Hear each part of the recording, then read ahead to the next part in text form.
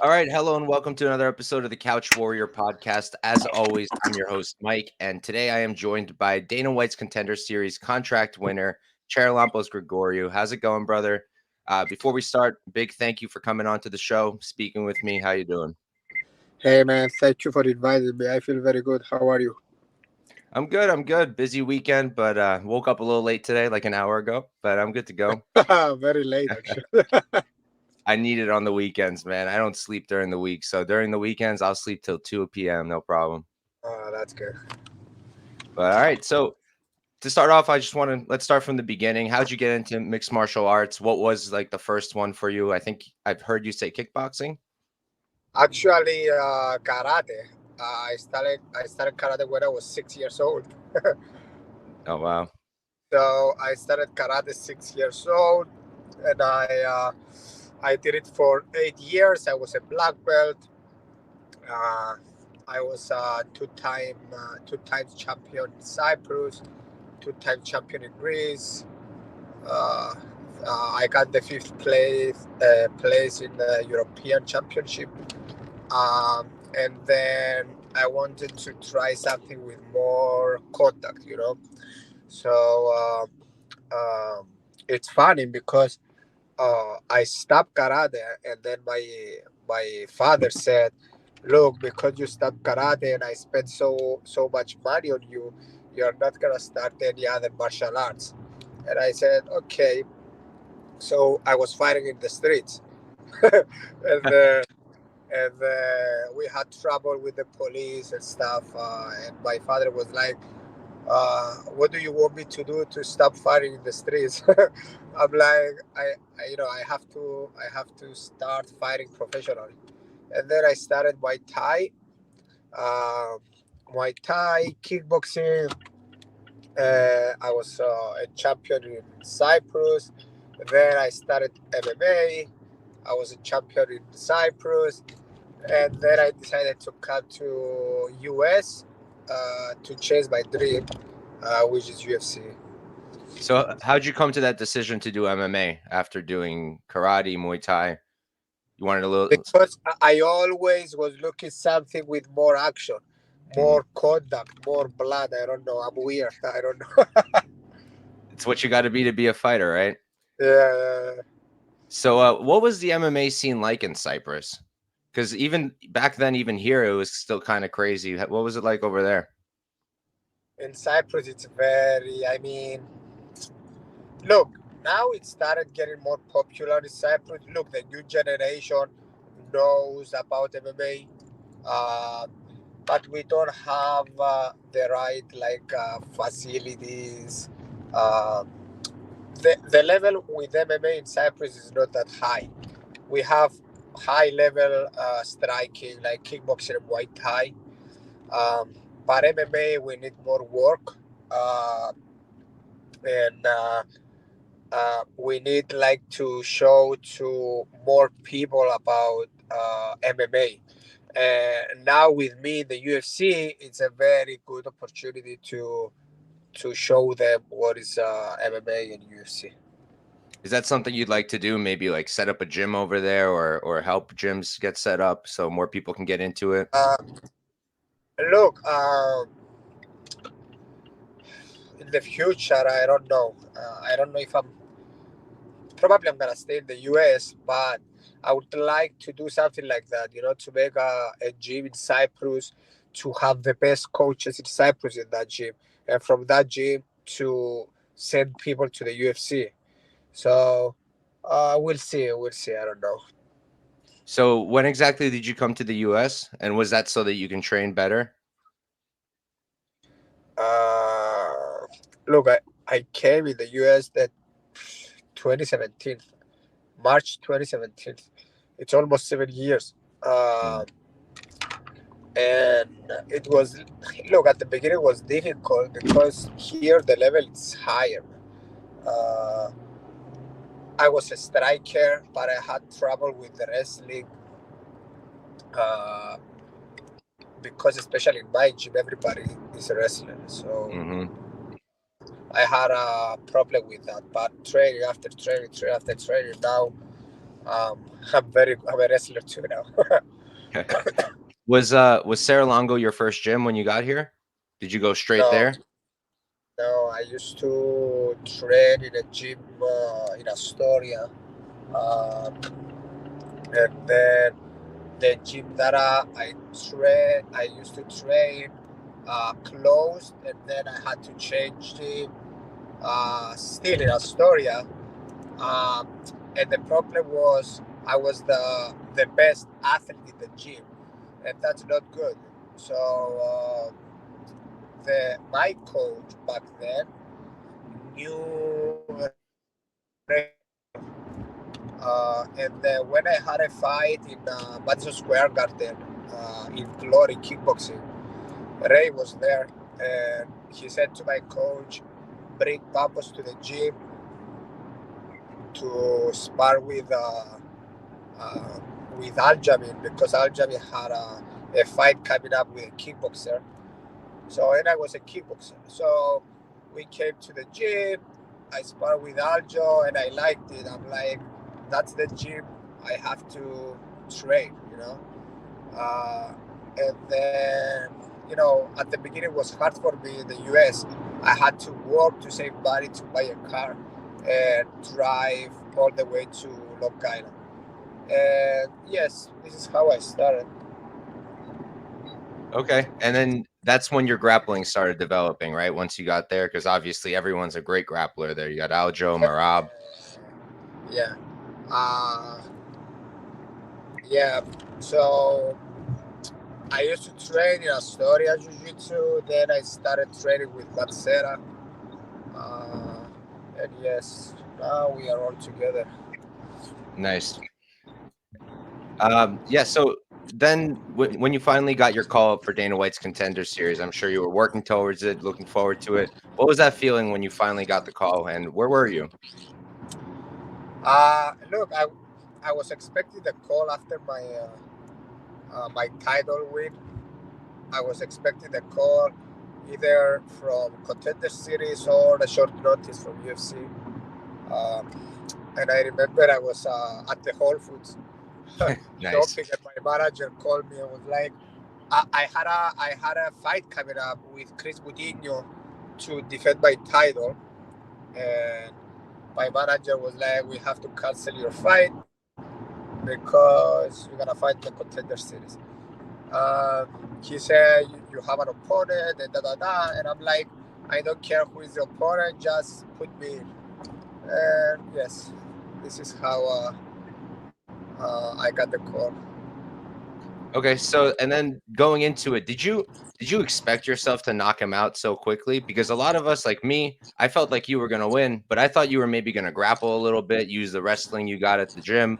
But then you came out there and you just knocked his head off. Did you expect that? Yeah, and this is what I said to my interview that I'm gonna finish him in the first round. I knew it. I knew that I could beat him everywhere. Everybody was telling me, you can use your wrestling, your grappling. But I'm like, come on, man, I'm a striker. I know I can beat him on my feet too. So this is what I did. Yeah, you definitely proved that there. That was really impressive. What were the feelings when Dana finally told you were getting the contract? You probably knew already after knocking him out, right? Yeah. Look, I was very positive. I mean, come on, you're gonna say no to me with this performance, man. That would be crazy. Would you say that was your hardest fight? I mean, barely lasted. What if not, what was your hardest fight so far? My hardest fight was when I fought Christian Rodriguez, Oh, who okay. is in the UFC. I lost, and I wanna get my rematch anyway in the UFC. That's a Uh, rematch I'd like to see. yeah, that would be great. What So look, I lost be- because I wasn't ready mentally. Uh, that's why I lost. Uh, but anyway, he deserves where he is now, and I hope I'm gonna see him soon. so you mentioned you weren't ready mentally. What's changed there that you're more mentally ready now? Say it again. You mentioned that you weren't ready mentally when you Yeah. lost to Rodriguez. What's changed now that you're more mentally prepared?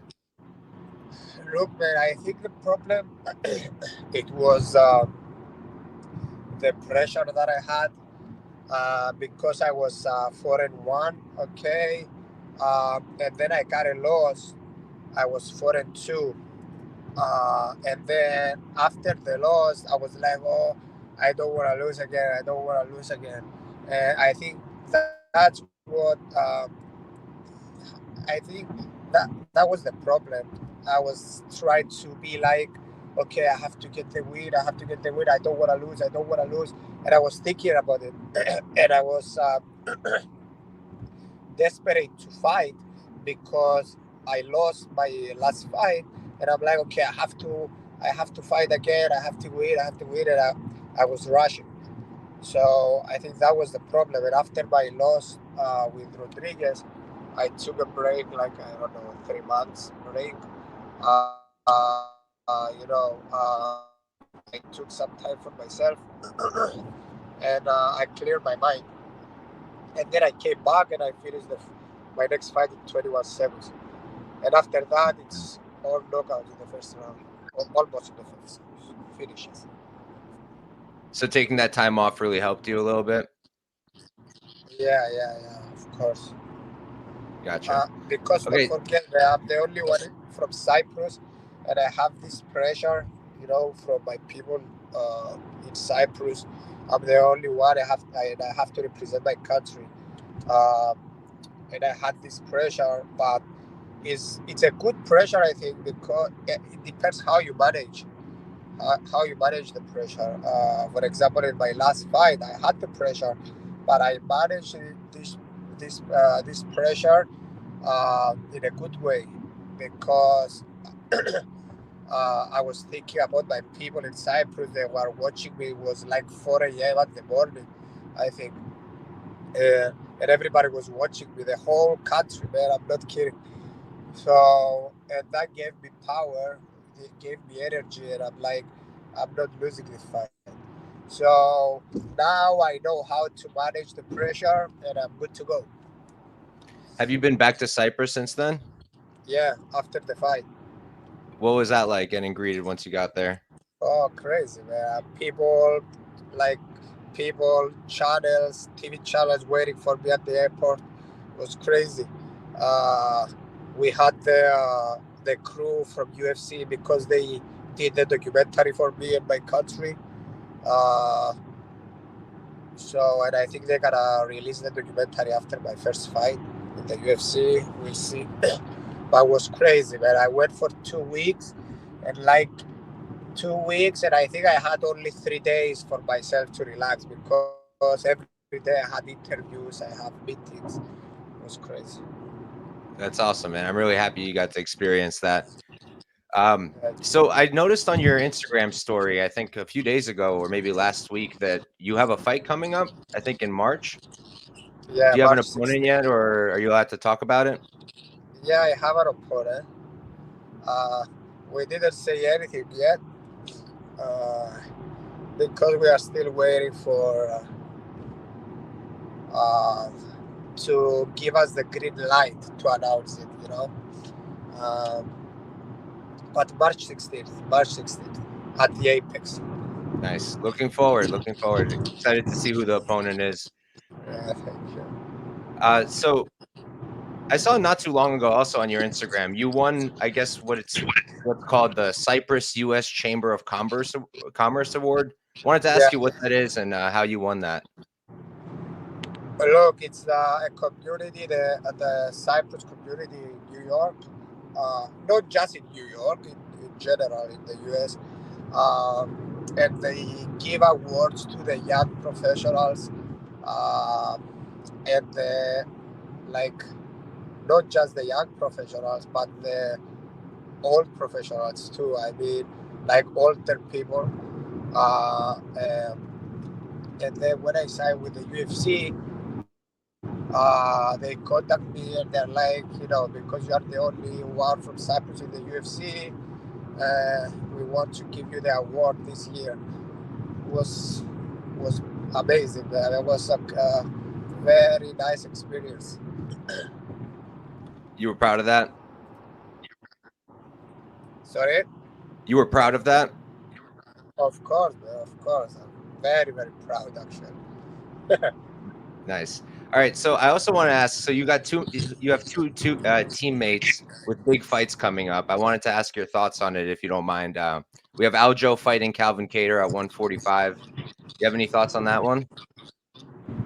It's gonna be interesting to see Aljamil in the 145 division. Uh, he's a big guy, man. He's a big guy. Actually, I was with him now.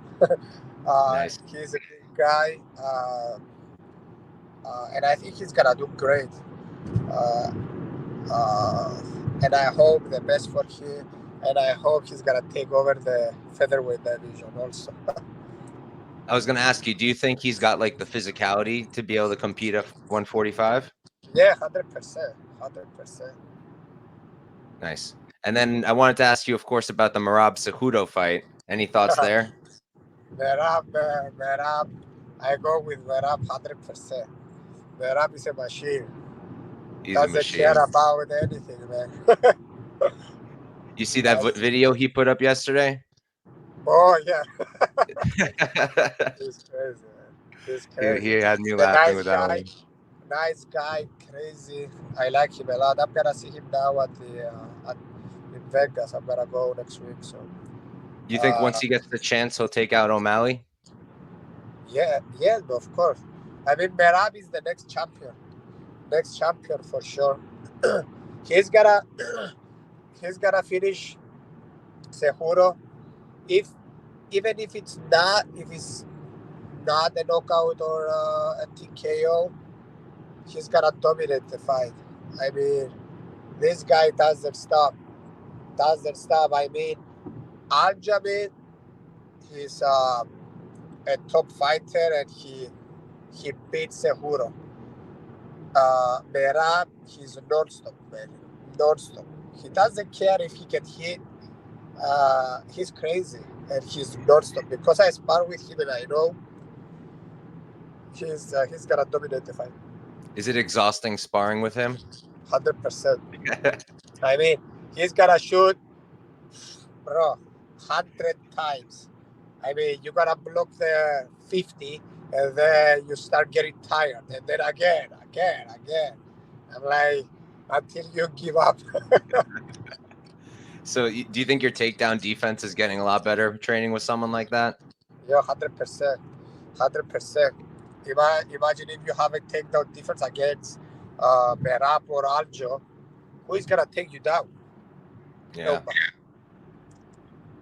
So do you have other than the fight you have lined up, obviously, do you have like a dream fight in the division? I've heard you talk about Cody Garbrandt. That could Yeah, be a good one. Any other yeah. ones? No, that's my goal. You want Cody? Yeah. God, look, man, I don't want to say, I want to fight Cody because I'm still new in the UFC. Let me finish the first two fights, and then I'm gonna fight him. Uh, uh, and with all the respect for him, okay? No, I'm not uh, disrespecting, but because I respect him, I wanna fight him. You know what I mean? I was I gonna was ask, like, what makes you really want to fight him out of everybody? because back he was a champion. I was watching him on TV, and that's where I want to fight him. Even if it's not Cody, I want to fight Dominic Cruz. You know, somebody somebody like a veteran. Because I'm like, man, I was watching them on TV, and now I'm gonna fight them. It's crazy for me. It's crazy. So that's why I want to fight them. That would be a good fight. And I don't think it's that crazy either, because look, he fought his Cody Garbrandt, his fight last time out before Kelleher, he fought Trevin Jones, who had Yeah, yeah, I know. like 3 UFC fights, right? So if you Yeah, win one or two more, why not? yeah. That's the goal. That's the goal. And trust me, on his last fight, I was praying to win because I want him in the UFC. Don't want him to get cut before you get there. Yeah, yeah, yeah. But all right, man, that's really all I got for you. Thank you so much for coming and speaking to me. Really appreciate that, especially driving home from practice. Thanks for making the Sure, man. time. Thank you, man. All right, have a good one, brother. You too, man. Take care.